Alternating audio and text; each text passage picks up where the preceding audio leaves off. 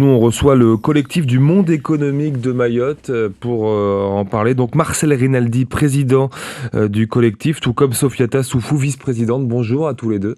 Bonjour. Bonjour. Vous êtes avec nous aujourd'hui puisque vous allez publier dans quelques jours une étude qui vient pour mesurer toute l'insécurité qui règne autour des entrepreneurs à Mayotte. 115 personnes y ont participé, 115 entrepreneurs y ont participé. La première question que j'ai pour vous là-dessus, c'est à l'heure actuelle, est-ce que vous conseillez à un entrepreneur de venir installer son activité ici à Mayotte ? Évidemment qu'on conseille aux entrepreneurs de venir à Mayotte parce que le territoire est dynamique et parce que il y a encore beaucoup de choses à faire à Mayotte. La seule chose, c'est que pour entreprendre, il faut le faire dans un climat de sécurité absolue. Et donc, tout ce qu'on souhaite, tout ce que les entrepreneurs de Mayotte souhaitent aujourd'hui, c'est pouvoir travailler sereinement dans un climat apaisé. Et pour ça, il faut des moyens, il faut peut-être plus de force de l'ordre, puisque le préfet nous a annoncé qu'on avait un bon niveau de force de l'ordre la semaine dernière sur vos antennes pour 1200 effectifs pour 250 000 habitants. Mais en réalité, on est plus proche des 400 000 aujourd'hui. Donc peut-être qu'il faudrait revoir un petit peu les forces de l'ordre de manière à ce que le territoire soit sécurisé et que les entrepreneurs que nous sommes se mettent au travail sereinement pour développer l'activité économique qui sera vecteur d'emploi et donc de moins de précarité. Le collectif du monde économique de Mayotte a vu le jour le 28 août dernier. Ça fait quasiment 3 mois qu'il est donc créé. Vous êtes 80 adhérents à l'heure actuelle, c'est bien ça. Pourquoi l'ambition, Sofiata, de créer ce collectif ? Il fallait parler d'une même voix pour les entrepreneurs mahorais ici pour être entendus ?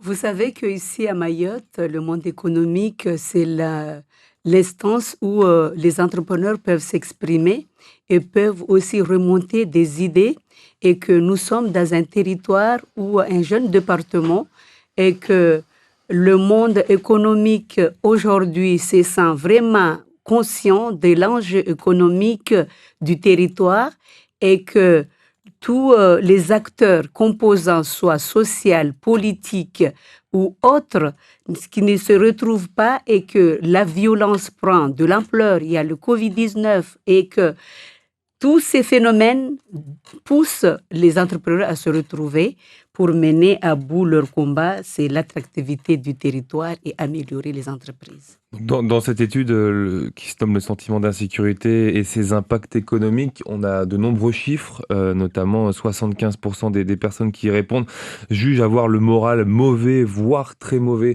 par rapport à la situation actuelle et pour leur entreprise. 96% d'entre eux d'ailleurs jugent que l'insécurité est en hausse.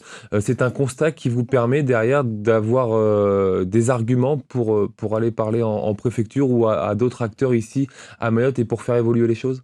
Tout à fait. Ce constat nous permet d'avoir des faits réels et indépendants, des remontées de terrain qu'on peut présenter aux différents acteurs, que ce soit au niveau national ou au niveau local. On a été reçu 2 fois au ministère de l'Outre-mer et où on a pu exprimer la situation réelle du territoire.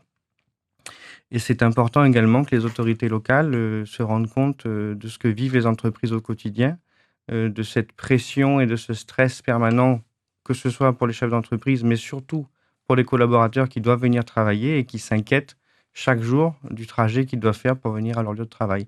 Et ça, c'est juste pas tolérable sur un territoire français d'avoir cette pression permanente sur les épaules quand on vient travailler. Il est 7h20, vous écoutez Zakwili avec Marcel Rinaldi et Sofiata Soufou. Qui retrouve-t-on parmi ces 115 personnes qui ont répondu à votre questionnaire ou même parmi les 80 adhérents de votre collectif aujourd'hui ? Donc, dans ce questionnaire, nous avons les plus grandes entreprises, plus de 250 salariés, et avec même les 0 salariés, ils ont répondu au questionnaire, et que nous sommes tous dans les mêmes constats, et que nous sommes sur l'objectif d'apaisement pour que chacun de nous travaille dans son secteur confondu, parce que vous savez que le collectif, il y a les plombiers, il y a les banquiers, il y a les importateurs, il y a toutes sortes d'activités, et que si aujourd'hui le monde économique a envie de progresser, c'est avec tous les acteurs du territoire. Tida aussi. Alors, vous avez dit que vous avez été reçu notamment au ministère des Outre-mer. Vous avez notamment aussi écrit au tout début, lors de la création du collectif, une lettre adressée aussi au gouvernement. Quel retour vous avez eu de ces différentes communications? Le premier retour des échanges, on a eu des échanges avec le conseiller du ministre de l'Outre-mer, M. Carmier, qui partageait notre constat sur d'abord peut-être la population de Mayotte qui est un peu plus importante que ce que peuvent nous donner les chiffres de l'INSEE. Et donc maintenant que ce constat est fait, on attend des actions concrètes et que cette prise de conscience collective, puisque personne ne remet en cause le diagnostic aujourd'hui sur le territoire, on attend que concrètement les choses bougent et plus que des obligations de moyens, on attend maintenant des obligations de résultats de la part de l'État sur le territoire de Mayotte. Justement, quelles sont les conséquences directes ou visibles ou concrètes de cette violence? Est-ce que ce sont vos rapports avec vos assureurs, avec vos fournisseurs? Comment cela se traduit? Avant tout, les conséquences, elles sont sur un manque de développement, puisque si nous ne pouvons pas développer nos entreprises ou si nos collaborateurs ne veulent pas travailler parce qu'ils ont peur de venir sur la route. La semaine dernière, j'ai une collaboratrice qui a démissionné de sa première journée de CDI parce qu'elle ne voulait pas travailler jusqu'à 19h, parce qu'elle avait peur de rentrer chez elle le soir. Et des exemples comme ça, on en a 1000 au quotidien dans les entreprises. Donc déjà, il y a un manque de développement qui ne se fait pas à cause de cette insécurité, alors que même que l'économie de Mayotte le permet. Ensuite, vous avez les talents qui ne veulent pas rentrer, tout simplement. Toute cette jeunesse mahoraise qui part faire ses études en métropole et qui se dit finalement, je vais rester là-bas parce que chez moi, le territoire n'est pas sûr. Et comment on va développer le territoire si nos élites ne rentrent pas pour diriger nos entreprises? Donc les conséquences, elles sont multiples. Mais avant tout, encore une fois, nos collaborateurs sont maltraités au quotidien par cette insécurité et ce n'est pas possible, ce n'est plus possible. Nous devons pouvoir travailler sereinement et nos collaborateurs ont droit également à cette sérénité. Cette insécurité, il en sera question en novembre avec les assises de la sécurité à Mamoudzou. Vous mettez en doute, vous, ces assises, en tout cas l'efficacité qu'elles pourront apporter à Mayotte? Nous saluons cette initiative d'assises parce que là, le fait que les politiciens et tout le monde du territoire vont se retrouver autour d'une table pour parler de la sécurisation du territoire, donc c'est déjà un point de gagner. Mais ça ne suffit pas parce que quand nous voyons des barrages, nous voyons des jeunes qui traînent partout, il y a des jeunes qui ne sont pas scolarisés, tout ça, ça fait phénomène de l'insécurité. Donc tout cela, il faut que nous trouvions un juste milieu, que tous les acteurs du territoire se retrouvent pour sécuriser l'île de Mayotte. C'est quoi pour vous? Il y a trop de blabla entre guillemets et pas assez d'actes. On est trop dans vous savez, la quand prise on de est chef parole. d'entreprise, nous sommes dans des actions. Mais là, on n'a pas trop le temps de discuter, mais quand on a des chiffres d'affaires à rattraper, donc c'est les actions qu'il faut. Et là, donc, il faut à tout prix que tous les acteurs se mettent autour d'une table et chacun prend ses responsabilités dans tous les coins. Tout à l'heure, à Ambroalé, la première partie du Forum économique est consacrée aux acteurs économiques de Mayotte.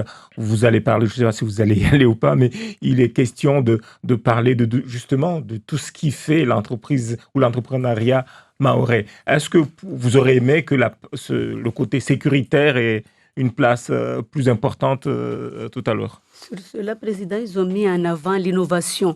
L'innovation, c'est améliorer les entreprises. Mais en plus, donc, il serait mieux aussi qu'on parle de la sécurisation parce qu'on ne peut pas innover sur l'insécurité. Donc, l'innovation, oui. Mais ici, il faut aussi la sécurisation du territoire pour que les existants puissent encore progresser et innover.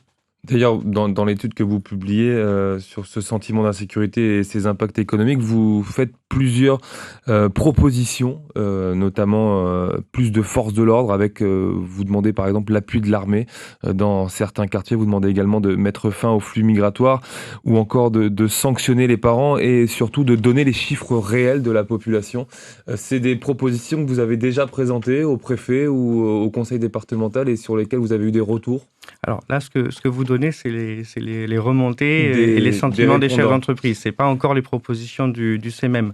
Pour les propositions concrètes du CMM, nous aurons notre assemblée générale à la fin du mois où on regroupera l'ensemble de nos sympathisants.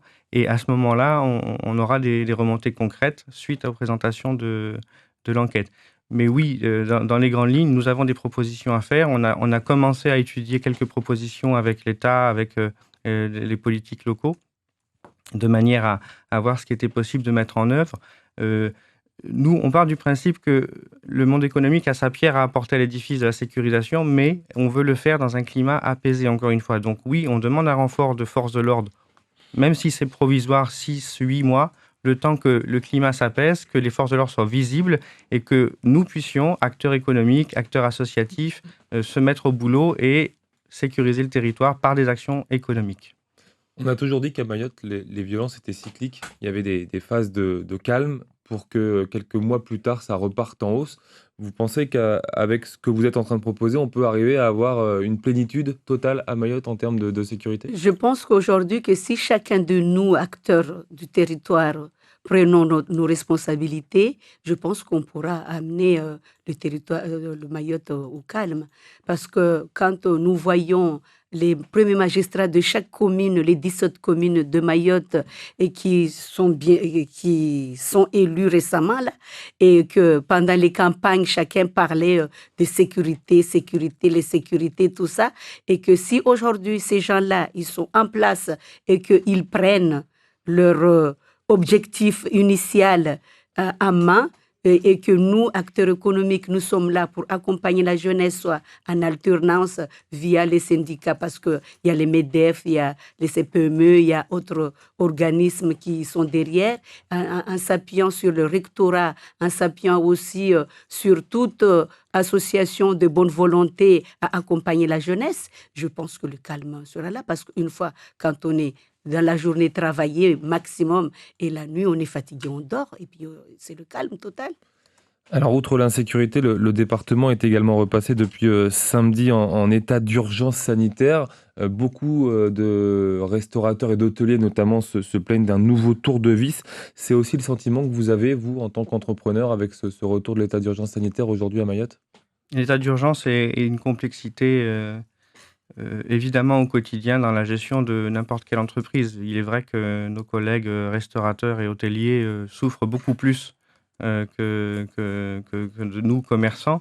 Et c'est un état de fait qui ne participe pas à la bonne santé de l'économie. Donc malheureusement, on le subit.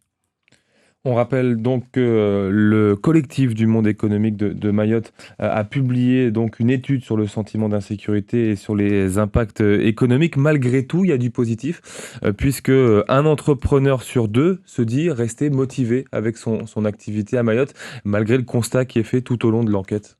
On ne peut jamais quitter chez soi, parce que là, on est chez nous à Mayotte et on ne laissera pas que notre île part dans des problèmes.